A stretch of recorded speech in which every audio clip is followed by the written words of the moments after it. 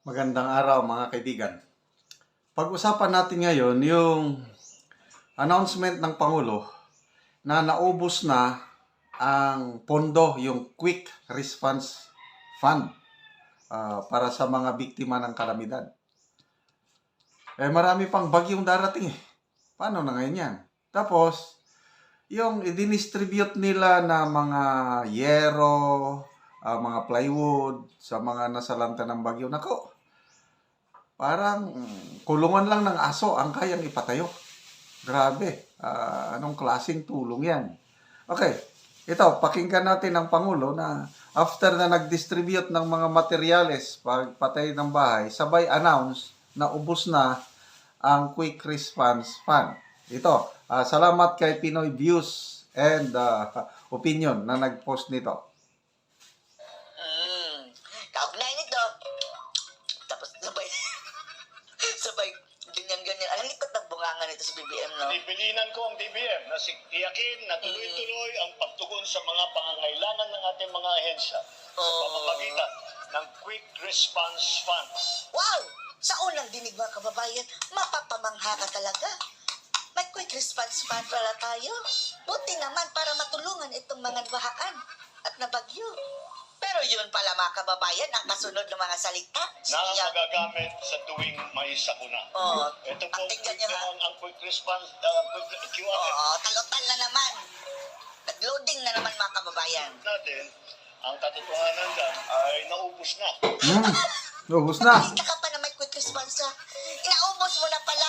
Matapos namigay ng yero at plywood na medya mga kababayan. Kung mayroong half price, mayroon ding half roof. Half roof and half plywood. Naubos ang quick response fund. Ay naubos na. Kung may quick response, mas quick ang paggastos mga kababayan. Walang binatbat ang quick response nyo sa quicker spending ng ating Pangulo. Okay, so paano ngayon yan na may mga darating pang bagyo? Katatapos lang yung Marse, kaalis lang. Naubos na. Saan naubos? Kami bigay ng ayuda. Okay lang kung ayuda para sa mga biktima ng disaster. Ayuda para sa politika. Baka doon naubos. Tapos kung pansinin nyo yung yero na ibinigay, ano bang size nun? Ang length, parang 16 lang. O 18. Alit, so, na-imagine ko lang, anong klaseng bahay ang maipatayo ng mga nakatanggap nun? Napakaliit. Hindi pwede pang pamilya. Kaya, sabi nga ng iba, parang kulungan lang daw sa aso. Bakit ganon ang sistema ng ating gobyerno? Ang pamilya ng Pilipino, average na anak, 3 o 4. Maraming mga anak o plus nanay at tatay pa. Paano ngayon titira yung pamilya na yung materialis na ibinigay? Nagbigay man lang, hindi pa lang. So, dito mo ka na, disconnect. Hindi makarelate ang ating gobyerno sa kalagayan ng mga nasa laylayan. Napakalungkot. Okay? Okay, so, kaalis lang ang Marse. Ito, may update report ng Net25. May nasawi na namang buhay. Marami na namang nasalanta sa probinsya ng Cagayan. Panoorin natin ito. Matapos mag-landfall ng 2 beses sa lalawigan ng Cagayan, tila matindi ang naranasan po ng mga residente sa ilang lugar po sa naturang lalawigan, partikular po dyan sa bayan ng Claveria, dahil sa magdamagang paghagupit ng bagyo, kung saan isa na ang nasawi at 4 ang sugatan. Ito po'y matapos na gumuho ang pader ng bahay ng isang mag-anak sa nasabing lugar sa kasagsagan po ng malalakas na hampas ng hangin na sinabayan pa ng malalakas na pag-ulan. Samut-sari namang eksena ng pinsala ang nasaksihan ng ating pong kasamahang si Mar Gabriel na mag-uulat naman ng live dyan sa lalawigan ng Cagayan. Mar, anong latest? Alex, sa loob daw ng halos 40 taon, ngayon lang uli naranasan ng mga taga Claveria yung ganito kalakas na hagupit ng bagyo. Saan ka man tumingin sa buong bayan, wala kang makikitang gusali na nakaligtas sa hagupit ng bagyong Marce. Bandang alas 7 kagabi nang maramdaman sa bayan ng Claveria ang malakas na hangin na may kasamang ulan. Lalo pang tumindi ang hagupit ng bagyong Marce pagtungtong ng alas 10 ng gabi na nagpatuloy hanggang alas 3 ng madaling araw.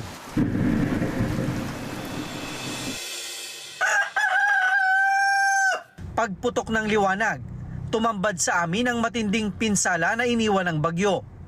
Mga natumbang puno, nakatagilid na poste at nakalaylay na kable ng kuryente ang makikita sa kalsada. Ganito yung naging sitwasyon dito sa bayan ng Claveria. Halos lahat ng gusali dito, mga bahay, nawalan ng bubong dahil sa lakas ng hangin ng bagyong Marce. Ang tindahan ni Aling Ednalyn na nagsisilbi na ring tahanan ng kanyang pamilya, tuluyang pinadapa ng bagyo. Ang bahay namin, sir. Ito naman yung pagkakakitaan namin ng pang-araw-araw sa kapan. Ito lang inaasahan namin. Hindi ko alam kung paano ako mag-uumpisa, sir. Si Mang Desi, hindi napigilang maging emosyonal habang pinagmamasdan ang sinapit ng kanyang resort. Wala ni isang kwarto ang nakaligtas sa hagupit ng bagyo.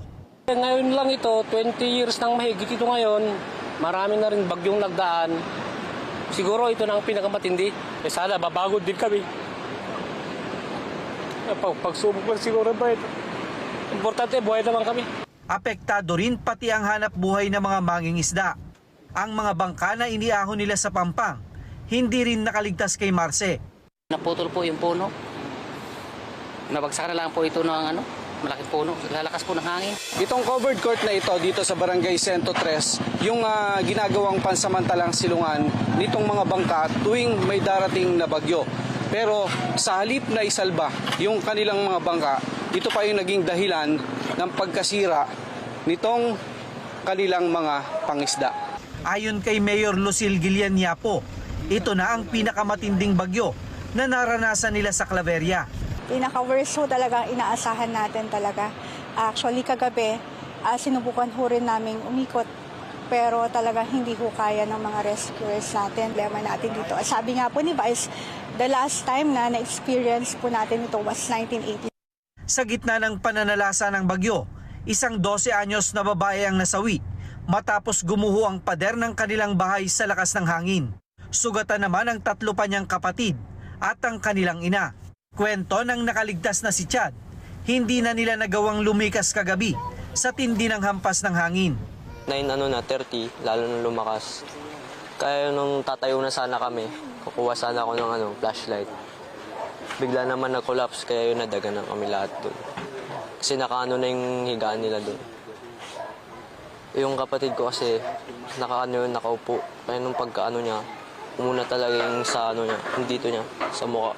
Giit ng lokal na pamahalaan, nagpatupad naman sila ng preemptive evacuation pero may mga residente na nagmatigas.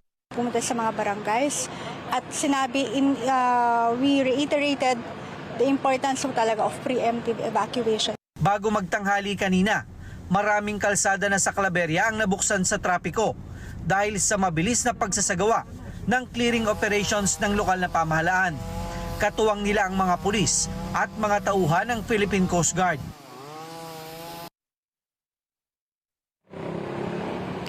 Alex, nandito tayo ngayon sa bayan ng Claveria kung saan nasa 90% din daw ng mga gusali at mga bahay dito ang sinira ng nagdaang bagyong Marce.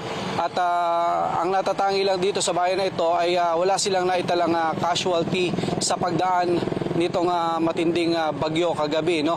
Sa ngayon naman, Alex, nananatiling wala ring supply ng kuryente dito sa buong bayan nitong Sanchez Mira, Gaya sa Claveria. Pero unti-unti nang naibabalik yung linya ng komunikasyon dito sa Sanchez Mira. Pareho namang sumasailalim na sa proseso, Alex, yung sa sangguniang bayan nitong Claveria at ng Sanchez Mira, yung panukala nilang isailalim sa state calamity itong dalawang bayan.